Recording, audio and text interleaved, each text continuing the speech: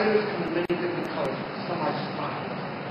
Some are solid color, black, greenish. Spiders live in trees, they live in ponds, they live in the ground, they live in houses. We can find spiders everywhere except the North Pole and South Pole. In this unit, students, we will be talking about spiders and other animals in the jungle. That and attention getter. Have you got the idea? That and attention getter. Okay, now, you'll notice, teachers, in my attention getter, I did not do this. This is the wrong technique. Ready? The wrong technique. Students, what's this? What's the name of this? How many right you should have? That technique is not so good. Not very good. The students in the back, the ones that don't speak, turn down. They look boring. Okay? If I want their interest, I want everyone's interest, not only yours in front. That's why I don't ask questions. Is that clear? I do not ask questions. If I ask questions, then I answer them myself. How many like this Spider-Man? Yes. A Spider-Man. And I continue. Okay? That's very, very important. So after I do my attention getter, this is an example. Then I will do a warm-up. Okay? Please go over here.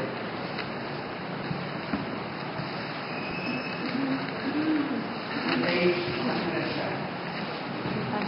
What page? 110. Where it says 16 and the effort. It looks like this.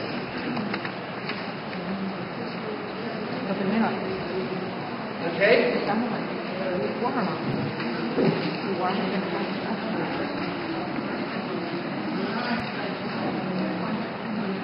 Okay, is that 110. 110, but the warm-up is 100. Exactly. Let me explain. This is the teacher's guide from that. Okay? This is the student book, here and here. And this page is the teacher's guide. Have you got it? Okay? This is the teacher's guide. This page for 110. This side for 111. Okay? So, let's go to the teacher's guide. We go back and forth. Okay? We go back and forth. In the teacher's guide, we have unit goals. Now, we have to divide it into vocabulary, functions, grammar, listening, other strands, pronunciation, reading, writing, and project. Which of these to you is the most important?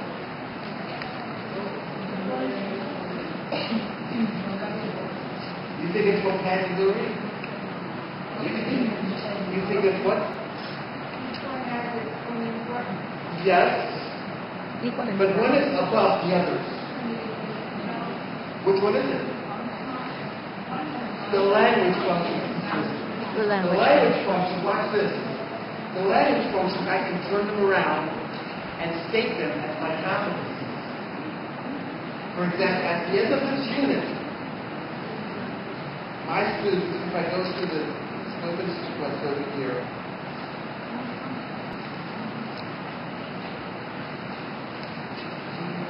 at the end of this unit, my students, I go through the scope and sequence, which you have.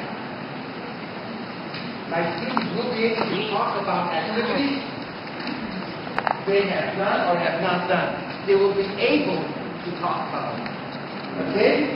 This is my most important part, my most important objective. Alright? Now, I need vocabulary. I need grammar to help. I need pronunciation. I need all of this. But all of these are like these that hold up the table, or like pillars that hold up the building. Is that clear? Yeah. So, what they hold up is not a building. In this case, it's communication. Okay, which we can see at the language function. When you turn them around, are your lives competence, community with competence. My students, at the end of this, will be able to talk about activities they have done or have not done. Okay? Now, so in order to do this, I need more vocabulary, I need more structures and so on. But that's not my main objective. Is that clear? It's not my main objective. Okay, so now in the teaching guide, I have a warm-up. Okay? The warm-up here is a little bit like the attention getter, a little bit like the presentation. It's the first steps. Okay? It's more like my attention getter. Now, when you're teaching, it's a good idea to look at this and then think about the students and say, I will change it a little bit. I have another idea to make it even more dramatic. Okay? Now, if you go step by step, if you do not use the teacher's guide, then you only read this. The instructions over here in the student book. Please. What does it say? Look at some people's experiences. Mark the things you've done, compare with the market. That's very weak. Very weak. That's why, teachers, it's a good idea to look in the teacher's guide. How many bullet points does it have? For step number 1.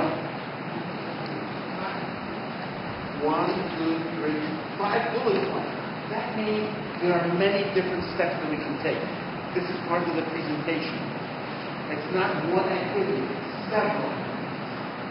Okay, now, when I play the CD, the teacher guide will help me again so that students do something while they are learning. Not only listen, they actually do something like you were doing. By pointing or repeating, they're doing something actively. Then there is a language builder. Schools who have more time can do more in general. Schools who do not have much time can still do more if you have effective class management, like we said a few minutes ago. You can start doing more and less at the same time. So a language builder can help the teacher help the student. It's a chain of helping students learn, obtain communication skills. So a language builder shows students how the language works better and gives them criteria after they have been introduced over here. Okay? So now, if you look at the next page, in the teacher's guide, the next page, page 1 to 11 in the teacher's guide, we have a feature which is very, very interesting. Very interesting. It's called Quick Check. You all see it? The Quick Check? Now, the Quick Check feature is very, very important in teaching. I'll explain why. A lot of times, we teach and we continue the lesson. We have a test, and they weren't understanding. I thought they were understanding. Here, with the Quick Check, before they get confused, I stop and check here to see if my students are listening. That's the value of doing things in time, not when it's too late. Okay? Now, the Quick Check has how many bullet points? 3 or 5? 5. 3 for letter A, 2 for letter B.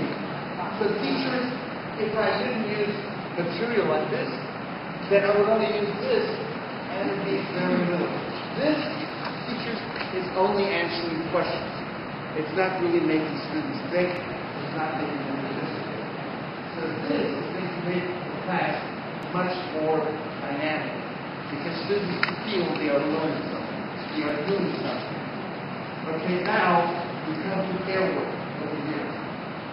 And in the pair work, I have how many bullet points?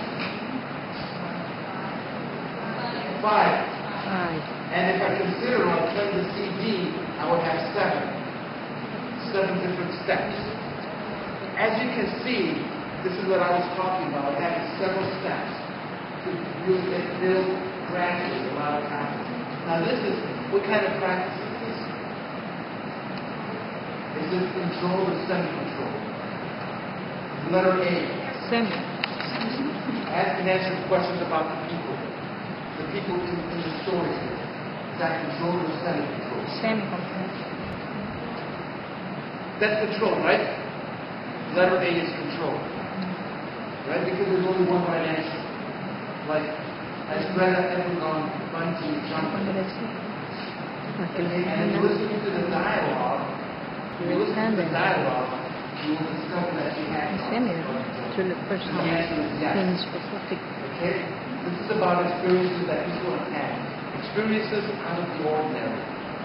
Okay? Not so common.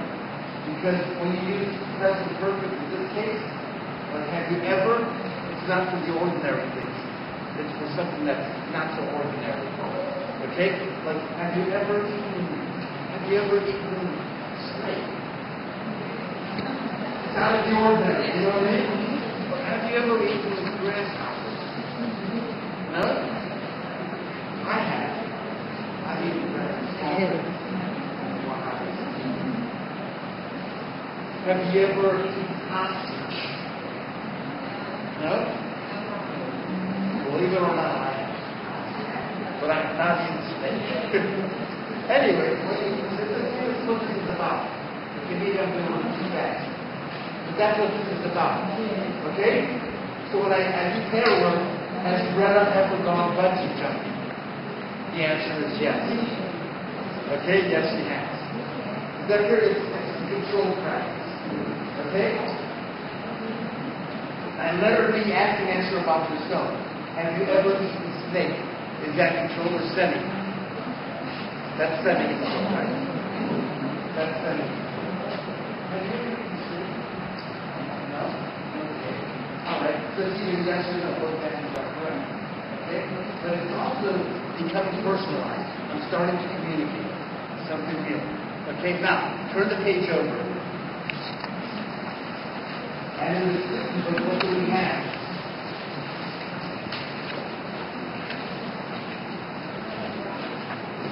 What do we have? Grammar. But please listen to this carefully. Please. Do not teach grammar at the beginning of the unit. Okay? When you start the new topic, do not teach it at the beginning. Okay? Do not just look at the book and say, oh, in this unit, we're going to do present perfect. Students, this is wrong. Students, we start unit 7 today, or unit 8. Let me explain the grammar. Wrong. Don't try to do it wrong. If you do it this way, then you want your students to speak, to really communicate. You can say, have you ever traveled to South America? Here's a student. Yes, I have traveled. And you know what I mean? They're thinking too much. Okay, because there is like a monitor that's making us think too much. Okay, so the right thing to do is to get the excitement and the confidence through the previous activities. The presentation, control, and a little semi-control. Okay? Now we go back and present the grammar. Okay? But I was already speaking. Easy, but I was communicating. I have the confidence. When I see the grammar, now I start understanding even better. In this order. Is that clear? Now I can tell my teacher, oh yes, teacher, this is easy. This